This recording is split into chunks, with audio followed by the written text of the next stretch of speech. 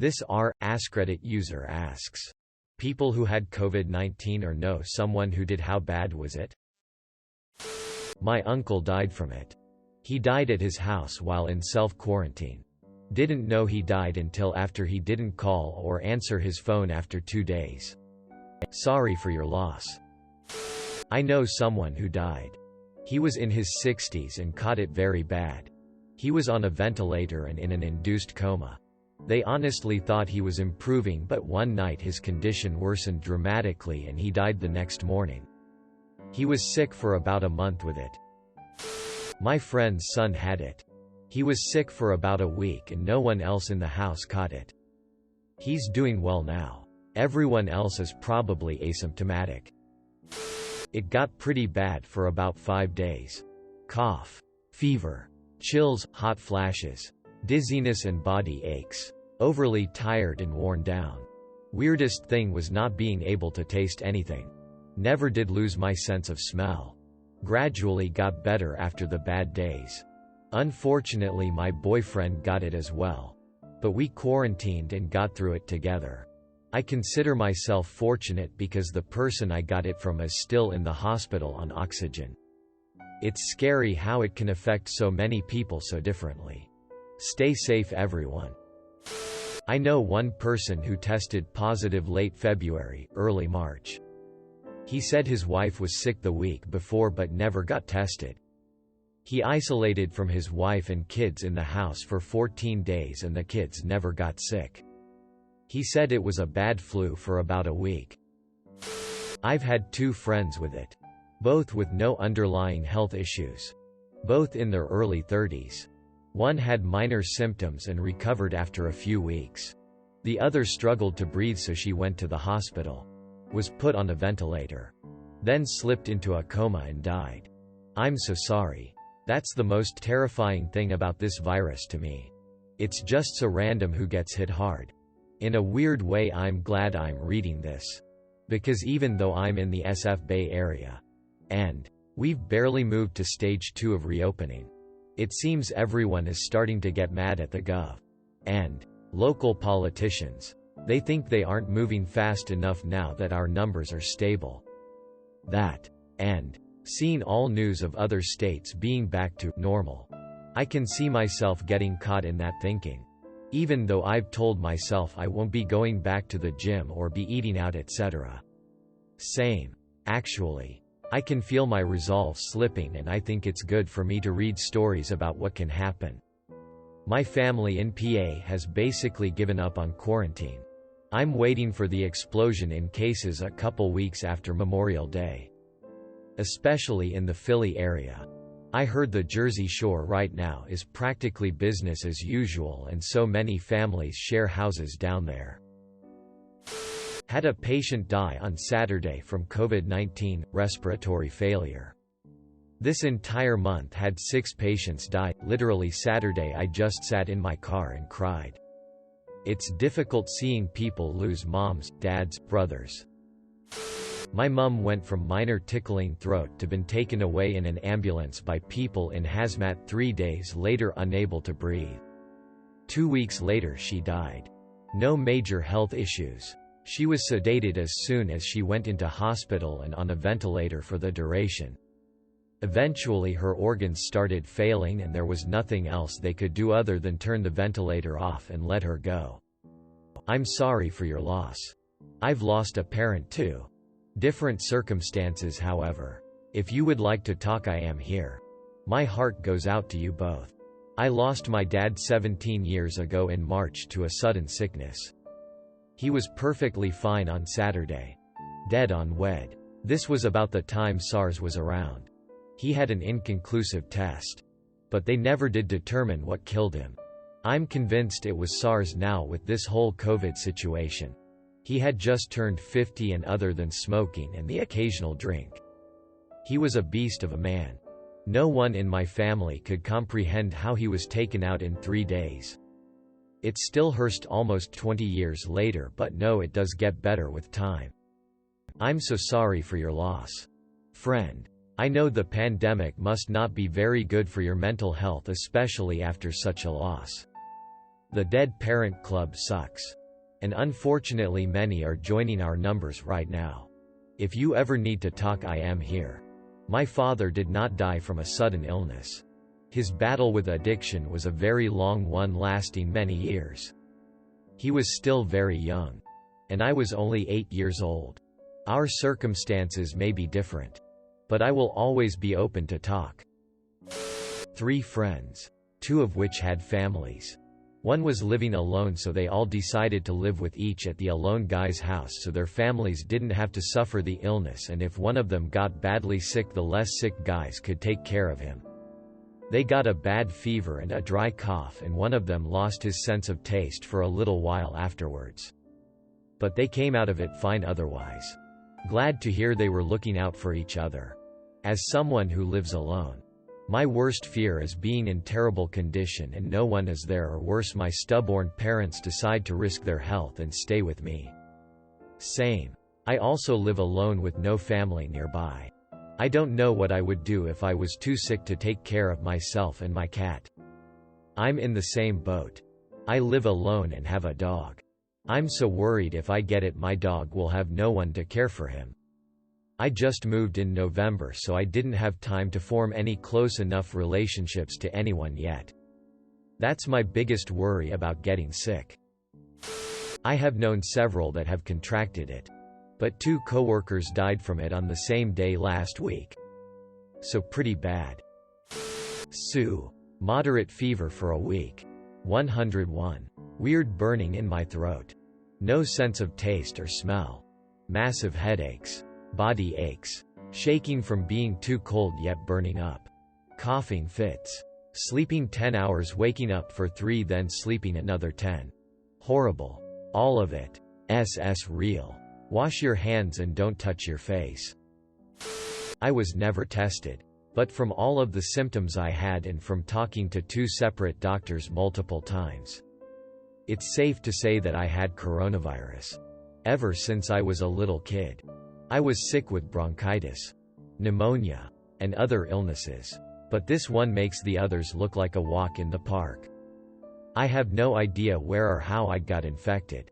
But from mid-March I started to feel a little tickle in my throat followed by occasional coughing. I assumed it was just allergies. But once I started to have a fever, I knew something was up. I was too scared to go out. So I used an app to talk to a doctor, and that's when she said that I most likely had coronavirus. At that point I felt incredibly nervous, scared because I live with my parents and I was afraid of getting them sick. I started to self-isolate in my bedroom. But things quickly got worse. The fevers became more frequent and at one point my temperature was regularly 104 F. I was generally in control when dealing with these fevers. But sometimes they were so bad that I was delirious. At its worst, I forgot where I was and I wasn't making sense when I talked to either of my parents. The worst of it was being unable to breathe properly and dealing with 20 to 30 minute long coughing fits. What sucked about the coughing was that I wasn't hacking up phlegm and they were generally very dry coughs. My energy was drained and I couldn't do anything without feeling out of breath or having to deal with a coughing fit. Everything took a lot of effort to do, and sometimes I'd have to take 5 to 10 minutes to build myself up towards doing what I needed to do. It doesn't compare to having a ventilator. But a $20 fan I bought from Amazon a few years back helped me feel a little better. Whenever I was coughing up a storm, it was very difficult to get a breath of air in. So I turned up the fan to its max level and aimed it towards my face. At one point I was left unable to use the bathroom because I was too weak to walk to the toilet. I'm a bit ashamed that it got to this point. But I had to use diapers and eventually moved on to using a bucket. It was incredibly humiliating to get to this point. But all I cared about was trying to be as comfortable as possible without being left winded or with more coughing. It was disgusting peeing in a diaper bucket. But it was better than coughing up a storm and not knowing if I'd be able to breathe again. On top of being sick and being worried that I was going to die. I was worried that I'd get my parents sick. They surprised me and kept caring for me despite me coughing and most likely being contagious. They'd regularly come into my room with masks, gloves, and did everything that they could do to make sure that I was taken care of, comfortable. It helped me realize that my parents love me much more than I previously thought, and that makes me want to be there for them as much as I can. Thankfully, nothing ever happened to them, and they're one of the reasons why I eventually got better, felt cared for during a difficult moment in my life. As if being sick wasn't bad enough. It also triggered panic attacks. So that was really difficult for me. The panic attacks are nothing in comparison to being breathless and feeling weak. But it didn't make things easy for me at all. Things were so bad that I thought I was going to die. But it got to the point where I wrote up a last will and testament. I also filmed myself saying some words because there were nights where I didn't know if I'd wake up the next day. On these nights I contemplated going to the hospital. But it was complicated. I live in a heavily hit area, and I heard stories of people going to the hospital and not leaving or not being sick and getting sick thanks to visiting a hospital. Not only that, I had no idea how I'd even get to a hospital. I have no car. Taxis would probably refuse to transport a visibly sick coronavirus patient. I was too weak for public transportation. And an ambulance would be incredibly expensive. I realized that thinking about money, debt in a life or death situation is ridiculous. But that's where my mind went while I was in the middle of this. Fortunately, I never had to go to the hospital because my parents were somehow able to help calm me down enough to the point where I could go back to my room and try to relax. You'd think someone dealing with this illness would be sleeping as much as possible. But it was hard to get comfortable. So I was awake for lengthy periods of time. For the most part, the few times I was able to fall asleep was because the fevers more or less knocked me out. Other than that, I'd just stay in one position in my room while watching a lot of movies, TV shows. Everything was horrible to deal with. But the worst of it was not being able to breathe properly for minutes at a time. I have no idea what helped me out the most, and chances are that I'll never find out. But my parents tried home remedies because we were desperate. We already had conventional medicine that was prescribed by my doctor. But it still didn't prevent every bad thing from happening. They bought me a humidifier to breathe in eucalyptus oil. They gave me pretty rough back massages. And they used VapoRub to see if that would help. I realize many of you reading this will think it's stupid to try home remedies in the face of an illness such as this one. But we were desperate. Now that I've more or less been better for around a month or so, I've had a lot to think about what I went through. Every once in a while, new details of what I went through come back to me, and I try to jot them down in my journal. I recognize that this is a historical event. So I've been trying to write in my journal as much as possible. I'd like to be able to publish it someday. But I don't know if that'll end up happening. One of the things that's been on my mind is why was I able to get better when so many other people succumbed to this disease? I've heard stories of people my age, late 20s, that are much healthier, or even athletes dying, and it leaves me feeling like St. I don't know if it's survivor's guilt or something. But it's strange to think that someone that's in much better shape than me wasn't able to pull through. I'm thankful that I'm alive. But it's something that I think about on a fairly regular basis. At this point I feel as if I'm just rambling on. But all I know is that this illness is not just the flu or whatever bullshit idiots are calling it these days. This ST is serious, and dealing with it was one of the worst experiences of my life. There was just a lot of really bad stuff to deal with, and it's too much to type it all up here. I have forgotten some things that I went through. But I know I'll remember the general experience for the rest of my life. Thank you for writing this. And especially the diapers part. Because that can help a lot of people. I'm so glad you made it through. I had it. 29 years old. Fever. Chills. And body aches for 3 days. Used Tylenol and fluids. Fiancé tested positive as well. Completely asymptomatic. I do have family friends who weren't so fortunate though. And required time in the hospital.